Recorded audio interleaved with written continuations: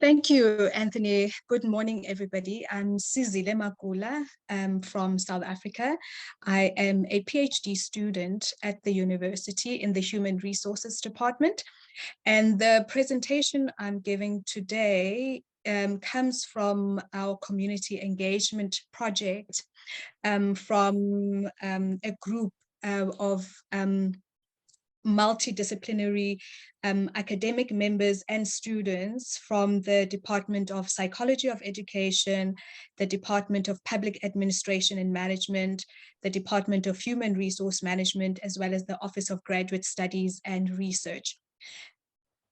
And annually, as a community engagement group, we conduct an annual careers Expo under the theme of Explore Your Options. And the purpose of this expo and talks is to bring together a variety of experts to come and speak to students on career and educational pathways after their high school time.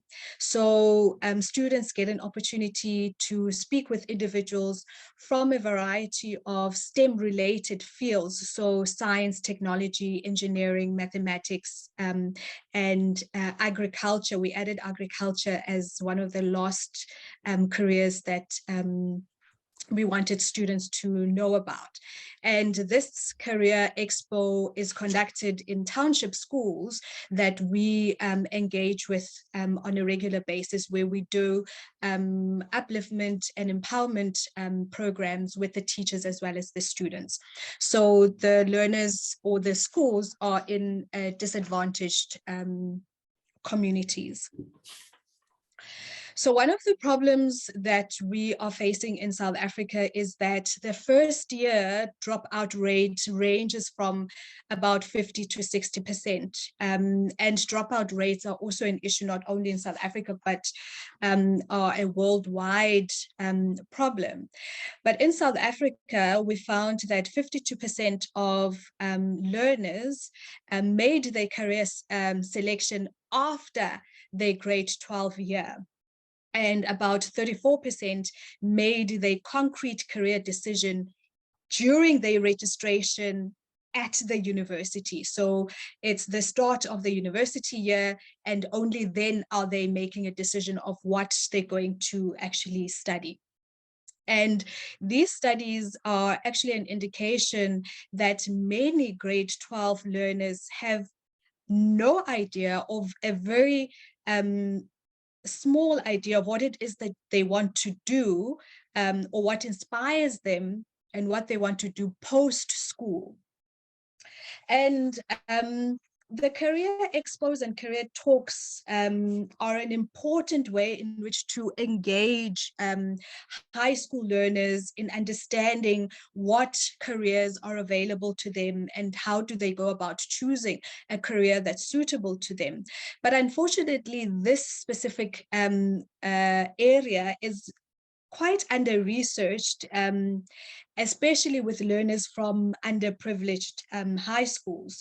And when you look at career expos and career talks, most of the research that's done is focused at college and university students. And I think also the OECD also saw that, because they also produced a new guidelines on career talks and how to actually put those together. So this is an area that has not received much attention. So we then went ahead to do this research because sound career guidance at high school is very important. And from the statistics and from the lack of information on how to put together a good and effective career talks and career expos, we then went ahead and did this study.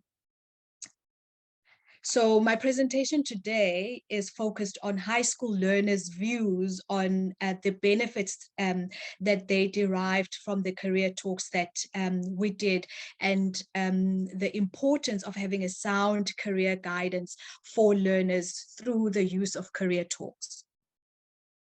So annually, we do this. This was in 2020, which was our inaugural career talks at the township schools that we are engaged with.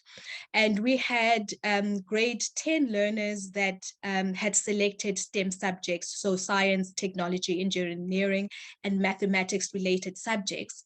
And they were invited to participate in these career talks. And we had 11 speakers that came or that were engaged in careers in STEM. So we had civil engineering, we had an agricultural expert, we had nanotechnology and water technology, we had lecturing in science and technology and so forth. And interestingly, we also had a speaker that was an intellectual law practitioner. So they did a STEM related field. They did biology, and then went and did law. And we wanted that career to also to show learners that you can actually combine different careers as well within the STEM field with careers that are outside the STEM field to kind of extend your ability to get into the labor market, and also the new careers that learners were not actually aware of, and the combination of careers that most learners in this particular environment were not even aware that you can combine different careers. The speakers didn't only speak about the careers that they were in, but they also shared their life history with the learners. So they looked at, they told the learners where did they grow up, their circumstances around their growing up, and how they used education as a catalyst to actually change their lives, their families' lives, but also their communities' lives and community environment. So out of 78 learners that came to the talks, we were able to get 21 to actually give us feedback on their experience of their career talks. And in getting that feedback, we asked them 3 questions. What did you learn from the career talks that you experienced today? What was the best thing about the career talks, and what was the bad things around the career talks? And this was information that was also going to help us to craft a better career talk experience for the learners for the next set of career talks that we had organized. So in terms of the benefits, we learned that the learners felt that they were motivated by the speakers, and I will unpack what all of these 3 benefits a little later. They gained information on different careers, and they also learned about how to choose a career. So the learners felt motivated by the speakers, because the speakers looked like the learners, right? In terms of the background that the speakers came from, the challenges that the speakers faced while growing up, and how they used career or education as a catalyst to get to their careers. So the learners could see themselves in the speakers that they were listening to. So the role modeling effect had a huge impact in the benefit that the learners actually felt, because the speakers mirrored the learners themselves, and the learners could put themselves in the shoes of the speakers and be able to see themselves possibly reaching the heights that the speakers had actually reached, and even go beyond that. Secondly, the learners told us that they gained information about different careers. So learners felt that they learned about the current careers that they knew about, but also the career talks extended the information on careers that the learners knew. So learners also learned about the different types of careers within a stream that they had chosen. So for example, if a learner wanted to become a civil engineer, they got to learn from those talks that there are actually different types of civil engineers, and what all those different types of civil engineers actually was about, and be able to make a better informed choice around which type of civil engineer they wanted or were then now interested in learning about and pursuing. But also learners learned about careers that they didn't even know about. So for example, that intellectual law specialist came in and spoke about how they did a law, or how they did a BSc in biology, and now is a lawyer, is an intellectual lawyer protecting people's intellectual property when they do the scientific findings around biology and all the work that they do in the labs. So we were able to actually show learners that you can combine different careers as well, and new careers or will then be available to them as learners. And we also are going into the field of 4IR. So how do they get themselves ready? By combining different careers to create a new career even for themselves and new jobs for themselves. And thirdly, in terms of the benefits, the learners told us that they learned about how to go about choosing a career. And what was important for us here was around learners understanding that it is not just about the money when you are choosing a career. It is also about what fulfills you as an individual. Find a career that's going to be fulfilling for you, because you're going to have longevity, because you're going to enjoy that career.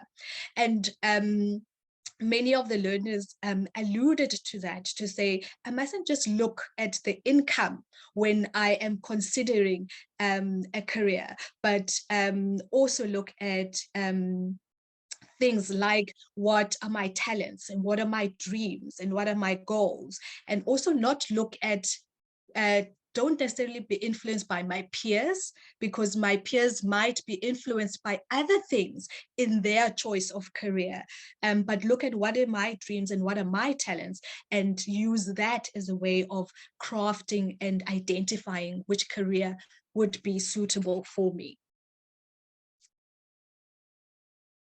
And in terms of the challenges and the drawbacks, because we did ask them what was the bad that you experienced around the career talks, the learners spoke about the time that they spent in the career talks, as well as the unmet expectations.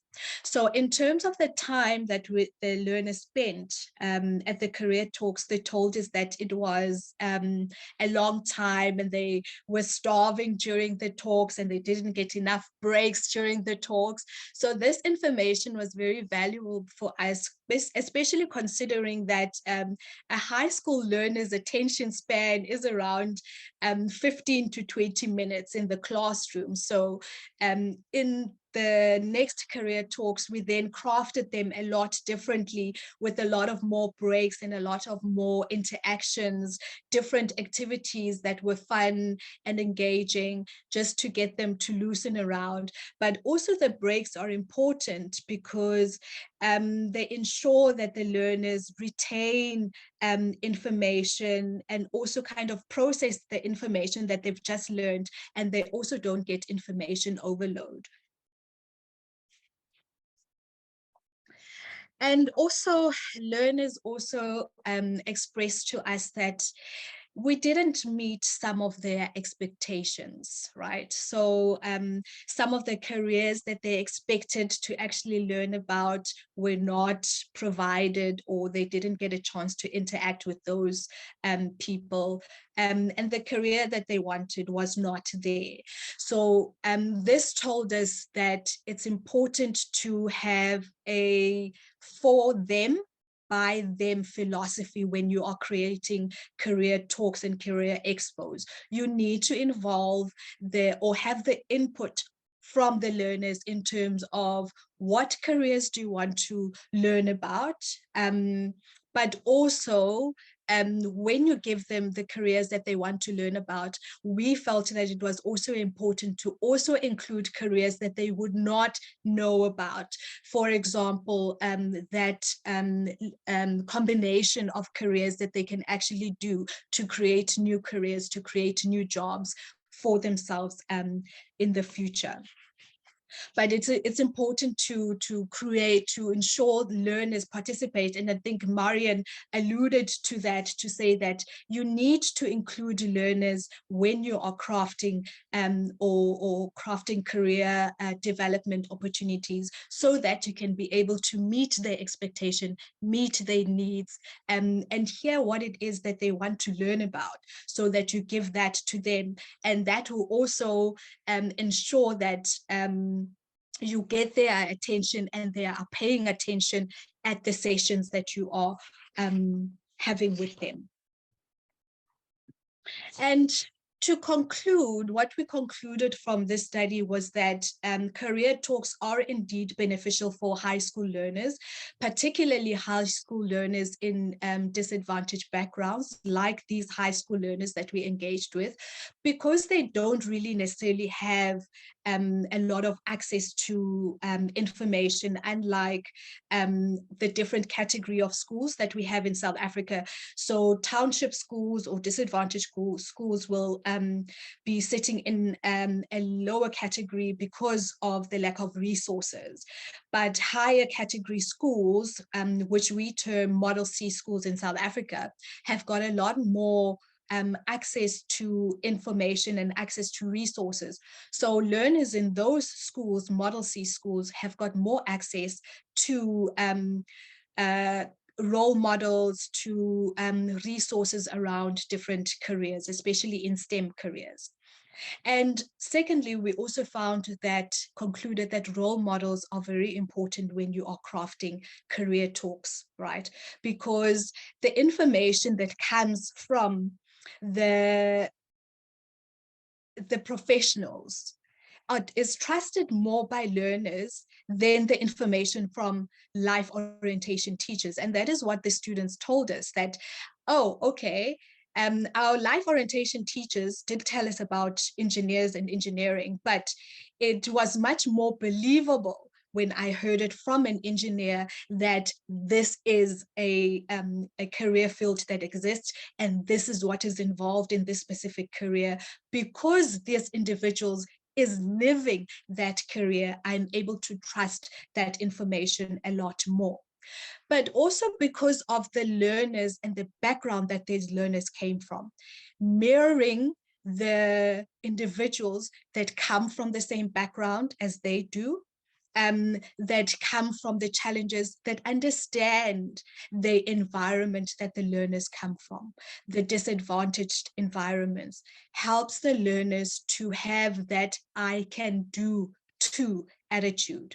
Because if Itumeleng comes from Mamelodi and lived in a shack and had a mother who was a domestic worker and is now a civil engineer for one of the biggest firms in South Africa, it is a possibility for me. I can do it too. And then learn from that role model's career path to say, how did you do it? So that I can try and see if I can follow your path, but also be able to customize it for myself later on. Importantly, sufficient breaks are important when you are engaging learners in career talks, because of their attention span, and also to allow learners to kind of absorb that information that they have just learned. And that is why in schools they give breaks. I don't know why we didn't think about that ourselves, because breaks are important for that aspect. And also importantly, input from learners on their career interest is very, very important, because then you're going to actually be hitting the bull's eye, because you're going to be giving the learners what it is that they want, but then extended with information of careers that they might not have access to. And in today's session in the morning, one of the speakers spoke about giving learners access to information on careers that they would not necessarily have access to or knowledge about, particularly now that in South Africa in the last 5 years, 4IR has been the most topical talk when you talk about careers and the workplace. So bring that into the engagement with the learners to actually be able to understand that terminology, because that is what they're going to be facing in the future. So when they talk about 4IR careers, what do those careers actually look like? And typically bring people that are shaping those new careers into the spheres of the learners. And that is all from me. Thank you.